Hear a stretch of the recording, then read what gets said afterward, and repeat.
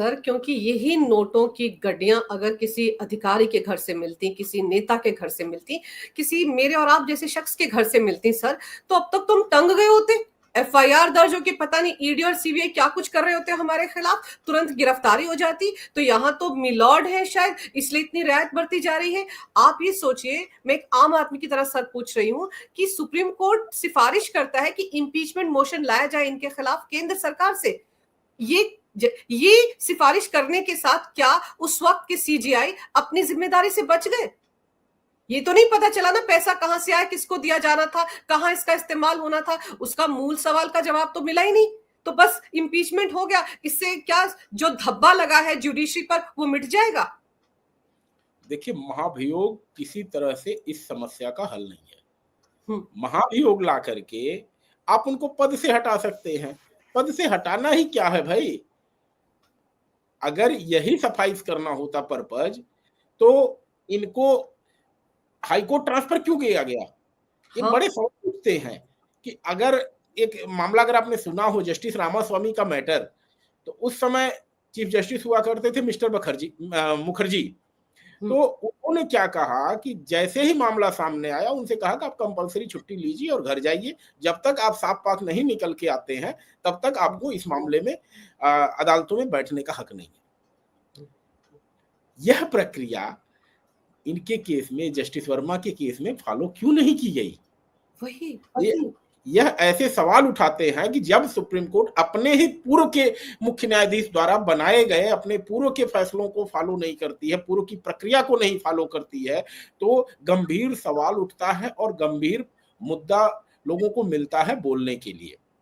और यहाँ पर हर किसी ने इस मुद्दे को उठाया है। आप वरिष्ठ अधिवक्ताओं का नाम ले लीजिए, माननीय उपराष्ट्रपति जी का नाम ले लीजिए। भाई, दिल्ली में इतने बड़े कैश कांड को कैसे टॉलरेट किया जाए, मुझे ये बात समझ में नहीं आती है अंजू जी। मैं बहुत ही इस बात से दुखी हूं कि अगर इनको छोड़ दिया जाएगा तो नीचे के जो निचली अदालत है, जिसको सबऑर्डिनेट कोर्ट हम कहते हैं, जहां पर आए दिन सुनने को आता है कि बेल के लिए लाखों रुपए लिए जा रहे हैं, ऐसी ऐसी आरोप लगते हैं, तो ये तो बेलगाम हो जाएंगे। फिर तो जो एक सेटिंग बनी हुई है कि भाई पैसे दो बेल लो, इस तरह के जजेज जो हैं जिनके खिलाफ कार्यवाही होनी चाहिए, वो तो बिल्कुल बेलगाम हो जाएंगे। फिर न्याय कहाँ रह जाएगा? आम जनता के लिए न्याय कहाँ रह जाएगा?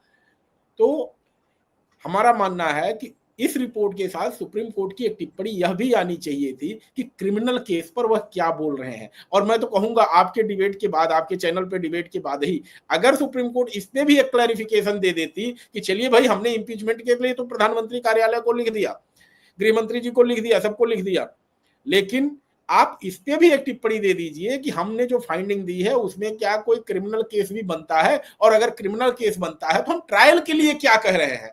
आप इस तरह से चुप होकर के आंखों पर पट्टी नहीं बांध सकते। और मैं तो कहूंगा, चलिए आज जस्टिस खन्ना जी नहीं है चीफ जस्टिस, वर्तमान चीफ जस्टिस को इस मामले पे काल लेना चाहिए, क्योंकि आज उनकी जिम्मेदारी वही है जो उस समय संजीव खन्ना जी की थी। चलो, हो सकता है उन्होंने किस कारणों से क्या कहा क्या नहीं किया, उस पर मैं नहीं जा रहा हूं, लेकिन आज के वर्तमान मुख्य न्यायाधीश को इस पर टिप्पणी देनी चाहिए और स्पष्ट करना चाहिए सुप्रीम कोर्ट का स्टैंड कि क्रिमिनल केस पे भारत की सर्वोच्च न्यायालय का क्या सोचना है। सर, लेकिन मेरे को एक बात समझाइए, जब 3 जजों की जो कमेटी थी उसने अपनी फाइंडिंग पता की कि क्या क्या है इसमें, जब उन्होंने ये कहा कि इंपीचमेंट मोशन लाया जाना चाहिए, तो वो तो अपने आप में जीता जागता प्रमाण है कि दाल में कुछ काला नहीं, पूरी दाल काली है, बचा तो कुछ है ही नहीं। या तो वो क्लीन चिट दे देते कि भाई ये इनोसेंट है, कुछ नहीं हुआ। और मुझे ये समझ नहीं आ रहा सर कि जैसे आपने जस्टिस रामास्वामी का केस बताया, उस वक्त के जो सीजीआई रहे होंगे मुखर्जी, जस्टिस मुखर्जी, जब वो सीधे सीधे ये ऑर्डर दे सकते हैं कि तुम छुट्टी पर जाओ और फिर ये सब होगा, तो उस हमारे जो सीजीआई रहे हैं संजीव खन्ना, वो मुखर होकर क्यों नहीं बोल पाए? क्या ये माना जाए कि पेंडोरा बॉक्स है जो पूरी तरह से खुल जाएगा अगर इस तरह की कार्रवाई उनके खिलाफ करते? फिर तो सवाल यही उठेंगे ना कि आखिर क्या वजह थी कि उन्होंने सीधे सीधे ऑर्डर नहीं दिया। उन पर जिम्मेदारी थी सर जुडिशरी को बचाने की, क्योंकि ये बहुत बड़ा कांड है, छोटी बात नहीं है। अंजू जी, मैं कहूंगा अगर बस का ड्राइवर ही बस को लड़ाने भिड़ाने और नेग्लिजेंटली ड्राइव करे तो बाकी कंडक्टर और पैसेंजर उसमें कुछ नहीं कर सकते। और यहां पर जैसे हुआ, इस मामले को जिस तरह से हैंडल किया गया, कोई नहीं कह सकता कि जो जस्टिस खन्ना का कार्यकाल था, मैं उनका व्यक्तिगत नहीं विरोध कर रहा हूं, मेरा उनसे कुछ व्यक्तिगत लेना देना भी नहीं है, लेकिन जिस तरह से माननीय चीफ जस्टिस या उनकी कोलेजियम ने इस मैटर को हैंडल किया, निश्चित ही वही एक कारण है जिसके चलते आज हम लोग इस विषय पर चर्चा कर रहे हैं। क्यों? क्योंकि जैसे ही कैश रिकवर हुआ, अगर उसी समय उन्हें कंपलसरी छुट्टी पे भेजा गया होता तो शायद जितना डिबेट आज हो रहा है यह चर्चा नहीं हो रही होती। क्यों? क्योंकि पहले दिन से ही कहीं न कहीं क्वेश्चन उठे कि चीज को कवर अप करने की कोशिश हो रही है, चीजों को छुपाने की कोशिश हो रही है और एक ऐसा रंग देने की कोशिश हो रही है जिसमें कि चीजें निकल के कुछ आ रही हैं और दिख कुछ रही हैं। उससे बड़ा ब्लंडर कब हुआ? जब जनता का दबाव पड़ा तो रात में 2 बजे आपने वीडियो लीक कर दिया। भाई आप एक ही स्टैंड पे तो कायम रहते। देश की इतनी बड़ी संस्थान की इज्जत दांव पर लगी है, या ये कहें आपके ऊपर जिम्मेदारी है एक इतने बड़े संगठन की, सरकार के अंग की, और अगर आप इस तरह से चीजों को कवर अप करने की कोशिश करते हैं तो मुझे लगता है कि आपने जो न्यायिक प्रक्रिया रही है, पूर्व के मुख्य न्यायाधीशों की प्रक्रिया रही है, उसको आपने फॉलो नहीं किया और उसी का नतीजा रहा कि आज यह चीजें हम लोगों को देखने को मिली।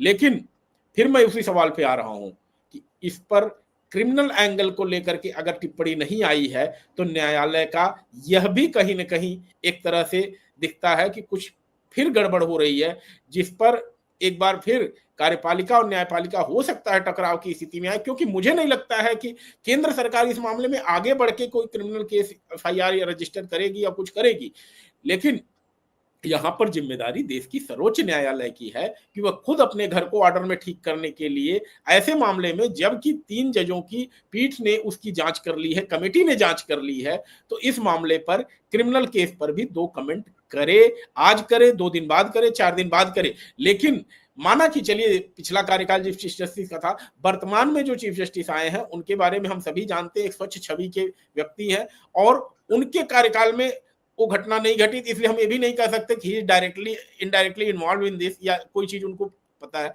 तो ऐसी स्थिति में उनको इस बात पर स्पष्ट करना चाहिए कि क्या देश की सर्वोच्च न्यायालय चाहती है कि जस्टिस वर्मा का एक आम आदमी की तरह क्रिमिनल ट्रायल हो। सर 3 जज जिनकी कमेटी थी वो भी आम नहीं थे, वो अपने अपने राज्यों में चीफ जस्टिस थे वहां की हाई कोर्ट के। आप ये भी तो देखिए, ऐसा तो नहीं था कि किन्हीं 3 राज्यों के जजों ने इस मामले की जांच पड़ताल की, वो तो चीफ जस्टिस थे अपने अपने राज्य के हाई कोर्ट के, तो उनकी बात में तो और ज्यादा वजन होगा। और फिर सर जब हम ये कहते हैं कि न्यायपालिका के काम में विधायिका को दखल नहीं देना चाहिए, विधायिका के काम में न्यायपालिका को दखल नहीं देना चाहिए, लेकिन यहाँ तो न्यायपालिका खुद आमंत्रित कर रही है विधायिका को कि इनके खिलाफ इंपीचमेंट मोशन लाया जाए। मतलब खुद उन्होंने हाथ खड़े कर दिए कि हम कुछ नहीं कर सकते, आप ही करिए। यही माना जाएगा ना? देखिए एक बात मैं बताऊं आपको यहाँ पर कि जब इम्पीचमेंट की प्रोसीडिंग शुरू होती है तो एक 3 जजों की कमेटी बनती है, 3 लोगों की कमेटी बनती है और वह जांच करती है कि इम्पीचमेंट बनता है कि नहीं बनता है। अब यहाँ तो सबसे बड़ी बात है कि कमेटी ने पहले ही जांच कर ली है, तो मतलब एक वाला काम तो पहले ही हो चुका है। मुझे एक नए ड्रामे से डर लग रहा है अंजू जी। अच्छा, ये जो एक 3 ड्रामा और हो सकता है कोई? हो सकता है, क्योंकि जब संवैधानिक परंपराओं के हिसाब से देखा जाएगा तो इम्पीचमेंट जब शुरू होगा तो 3 जजों की कमेटी इसको फिर जांच करेगी, या वह कमेटी उसी जांच को जो हाईकोर्ट जजों की कमेटी की रिपोर्ट है उसी को एडॉप्ट कर ले। अगर एडॉप्ट कर लेती है तब तो चलिए वेल एंड गुड, कोई बात नहीं। लेकिन अगर वो कहती है हम जांच करेंगे, फाइंडिंग देंगे, और वो फाइंडिंग देने के बाद कह दे कि भाई इसमें कुछ सब्सटेंशियल नहीं है, कुछ मटेरियल बनता नहीं है, और इस तरह की कुछ फाइंडिंग लेकर के आ जाए, उस स्थिति को एक तरह से कहें बहुत ही भयानक स्थिति होगी, या ये कहें कि केंद्र और न्यायपालिका के बीच सीधे टकराव की स्थिति पैदा हो जाएगी। क्यों? क्योंकि अभी तक तो केंद्र के लोगों ने केवल कमेंट किए या टिप्पणियां की, लेकिन जब जांच रिपोर्ट आ गई तो फिर सुप्रीम कोर्ट ने केंद्र से कहा चलिए इंपीचमेंट लाएं। लेकिन केंद्र अगर इंपीचमेंट लाता है और फिर वो 3 जजों की कमेटी अपनी रिपोर्ट में कहती है कि जो हाईकोर्ट के जजों की रिपोर्ट है उसको पलट देती है, तो वहां पे तो कहानी दूसरी हो जाएगी। तो टकराव कहीं न कहीं अभी बचा हुआ है, और जब ये इंपोजमेंट शुरू होगा तो टकराव और बढ़ने की उम्मीद है। क्यों? क्योंकि मुझे लगता है कि इस स्थिति में 2 लोग हैं जो आजकल बड़े फेमस हैं, मैं नाम नहीं ले रहा हूँ, आप खुद समझती हैं कि वो लोग तुरंत हरकत में नहीं, आ नहीं, जाते हैं। आप आगे बढ़े उससे पहले मैं बता दूं, उन्होंने तो सबसे पहले कहा था जब ये कांड सामने आया था, मैं नाम ले लेती हूँ, कपिल सिब्बल साहब ने तो तभी बढ़ चढ़कर कहा था कि ये मामला बहुत गंभीर है, इसमें तो इम्पीचमेंट मोशन लाया जाना चाहिए, ये टिप्पणी है उनकी इसी मामले में।